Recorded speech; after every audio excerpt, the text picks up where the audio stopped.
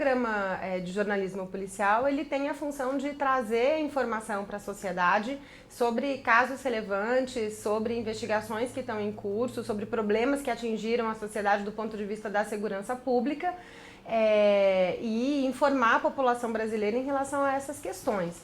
O problema que a gente enfrenta hoje é que essa função está sendo colocada em segundo plano em busca de uma suposta audiência que assiste cotidianamente nas suas casas uma série de violações de direitos fundamentais, sejam das pessoas que são retratadas nessas supostas reportagens, seja das pessoas que estão assistindo esse tipo de conteúdo. Se a gente pensar, já tem mais de 15 anos que existem programas nesse formato na televisão brasileira. Os mais antigos vão lembrar do Gil Gomes, né? O Ratinho, antes de fazer o tipo de programa que ele faz hoje, ele fazia um programa com mais foco na questão policial, só que eram casos mais esporádicos. O que aconteceu nos últimos anos é que isso virou quase uma linha editorial da maioria das emissoras e deixou de ser algo localizado em uma ou outra cidade para ser uma realidade nacional. Hoje a gente tem esses programas policialescos em quase todos os estados do Brasil, sendo transmitidos por emissoras vinculadas a todas as cadeias, as grandes cadeias de comunicação. E essa audiência é bastante questionável, né? Tem gente que fala assim, olha, se esse programa tá tendo audiência é porque a população gosta do que ela está assistindo, né? Mas aí a gente precisa problematizar essa própria audiência, porque muitas vezes a população assiste esse programa porque é o único espaço em que ela se vê retratada nos meios de comunicação. As comunidades mais carentes, as comunidades mais pobres, muitas vezes se identificam com esses programas porque eles estão mostrando a realidade desses bairros. Só que a realidade é muito diferente dessa, ou não é só essa realidade. Esses bairros têm muito mais do que essa realidade sangrenta que é retratada por esses programas. Então, acho que o discurso de que se esses programas têm audiência é porque eles são bem-vindos e a população legitima esse tipo de conteúdo, ele é falso. A gente precisa apostar numa diversidade de conteúdo e a gente precisa apostar num tipo de jornalismo policial que não viole direitos. Apesar dessa quantidade enorme de violações que esses programas policialescos cometem cotidianamente, eles continuam no ar por uma série de razões. Uma delas é porque a gente não tem uma legislação específica no Brasil que fale que esse tipo de conteúdo viola direitos fundamentais e, portanto, não poderia ser veiculado, ou as emissoras que o veiculam deveriam ser responsabilizadas. Agora, com a legislação que a gente tem em vigor, a Constituição Federal, o Estatuto da Criança e do Adolescente, convenções internacionais sobre direitos humanos que o Brasil já assinou, poderia ser feito alguma coisa contra essas emissoras.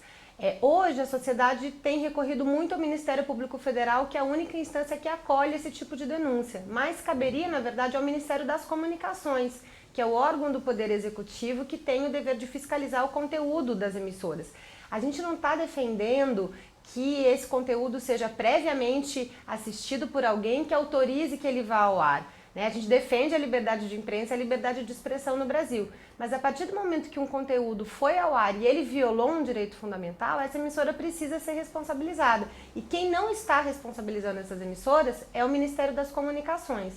O Ministério Público Federal acaba por trabalhar com o Poder Judiciário, tratando de casos isolados, de casos pontuais. E a gente sabe como a justiça brasileira é lenta para tomar determinadas decisões. Então, o ideal seria que a gente tivesse no país um órgão regulador que funcionasse de uma maneira mais célere, mais rápida e que coibisse as empresas de continuarem violando esses direitos na sua programação. Porque se uma empresa vai ter um caso específico que vai ser levado à justiça e que vai demorar 10 anos para ele ser julgado, ela não vai deixar de fazer isso. A gente brinca dizendo que o crime compensa, né? Compensa violar direitos humanos na televisão se isso retorna em publicidade, em audiência para essas emissoras, porque o preço, no final das contas, que elas vão pagar, depois de muito tempo, é irrisório perto do que elas já lucraram explorando a desgraça humana. Houve, nesse processo de ampliação dos programas policialescos no Brasil, uma determinada consolidação de uma linguagem para esses programas, né? Você tem sempre um apresentador no estúdio, são programas ao vivo, as imagens, eles vão chamando os repórteres na rua, às vezes entra uma reportagem que foi gravada, que foi editada, mas é uma linha editorial que foi definida e que para alguns parece que deu certo economicamente, financeiramente, e os outros copiaram e e reproduziram isso. E aí você vê uma somatória, tanto nas matérias que são veiculadas, quanto no discurso desses apresentadores, que muitas vezes não são sequer jornalistas, né? De reforçar um discurso anti-direitos humanos, né? Não é porque você defende que os criminosos não sejam culpados, que você defende que os suspeitos sejam investigados, que você precisa condenar essas pessoas ao vivo na televisão, que você precisa expor meninos que são supostos suspeitos de determinados crimes e que já são condenados ali rapidamente.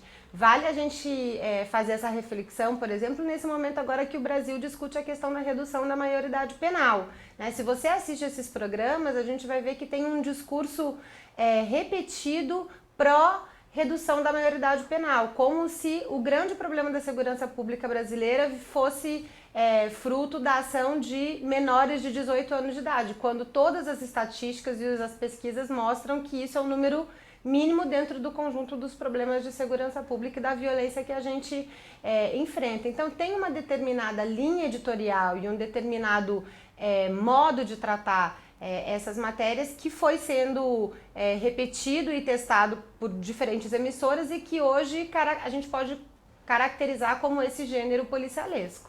A classificação indicativa que existe no Brasil há bastante tempo e que tem o dever de proteger as crianças que estão assistindo a determinados tipos de conteúdo, ela libera dessa classificação e dessa vinculação horária os programas ao vivo, os programas esportivos e os programas jornalísticos. Esses programas são autoclassificados pelas próprias emissoras como jornalísticos. Isso significa que eles podem passar em qualquer horário. Esse é um problema sério, porque além desses programas violarem direitos fundamentais, eles são programas que têm um impacto muito grande para quem está assistindo esse conteúdo, né? Exposição de cadáver, troca de tiros, né? Cenas de estupro, de violência contundente que as crianças passam na sala ao meio-dia e são expostas a esse tipo de programação. Eu acho que a gente precisa avançar num debate aqui no Brasil sobre se de fato esses programas são jornalísticos ou não, porque os próprios princípios éticos do jornalismo não são respeitados nesse tipo de programa. E se eles fossem classificados, como outros conteúdos são classificados, a gente já teria uma redução significativa do impacto, pelo menos para as crianças e adolescentes que estão expostos a esse conteúdo, porque certamente dentro desse formato e dessa linguagem que a gente vê que eles utilizam, esses programas só poderiam passar, por exemplo, tarde da noite, né? Pela própria classificação indicativa. Então é um debate que a gente precisa fazer. É fundamental no Brasil que o jornalismo possa ser livre no sentido de não ter horário para ser veiculado na televisão. Agora, esses programas de fato são jornalísticos? Eu acho que esse é um debate que a gente precisa enfrentar. A gente tem uma lógica aqui no Brasil de entender a liberdade de expressão e a liberdade de imprensa como um valor absoluto. E acho que esse é o primeiro ponto que a gente precisa questionar quando a gente vai discutir um conteúdo como esse na televisão brasileira. Em nenhum lugar, nem na nossa Constituição, nem nos tratados internacionais que o Brasil ratificou, nem nos padrões internacionais de direitos humanos, nem na Declaração Universal dos Direitos Humanos, a liberdade de expressão é um valor absoluto que está acima de outros. Ela precisa estar em equilíbrio com outros valores, assim como, por exemplo, os direitos das crianças e adolescentes, assim como a presunção da inocência, assim como o direito de você não ser humilhado e exposto numa televisão, assim como o direito de você não ser condenado previamente por uma programação televisiva. Todos esses direitos precisam estar em pleno equilíbrio. Só que aqui no Brasil a gente tem uma cultura de que qualquer punição que seja feita à imprensa ou aos meios de comunicação é taxada rapidamente de censura, né? E ao contrário do que acontece em países de democracia mais antiga e mais consolidada que a nossa, em que está muito claro que a liberdade de expressão e que quem explora a radiodifusão e os serviços de comunicação em massa dos países tem que respeitar alguns direitos. Há limites para isso, né? A gente entende que esse tipo de conteúdo que vem sendo veiculado nos programas policialescos, ele representa um abuso do exercício da exploração do serviço de radiodifusão no Brasil e que, portanto, precisa ser punido a posteriori. Mas com essa ideia que vigora no Brasil de que a liberdade de imprensa e a liberdade de expressão são valores inquestionáveis e sobre os quais não pode haver nenhum limite, Por trás disso, essas emissoras têm se aproveitado para colocar esse tipo de conteúdo no ar, com um impacto muito grande para a sociedade brasileira. Para a gente reverter esse cenário, é fundamental uma série de questões. A primeira é a gente fazer esse debate, por isso que programas como esse são importantes para a gente gerar reflexão na sociedade brasileira sobre essa questão e os limites que determinadas programações que são veiculadas nos meios de comunicação de massa devem respeitar ou têm que respeitar pela nossa legislação em vigor, né, atualmente. A outra questão é que o Ministério das Comunicações deveria ser mais rigoroso em relação às sanções que ele aplica a esses programas. Alguns já foram punidos pelo Ministério das Comunicações, algumas emissoras já foram multadas por esse tipo de conteúdo.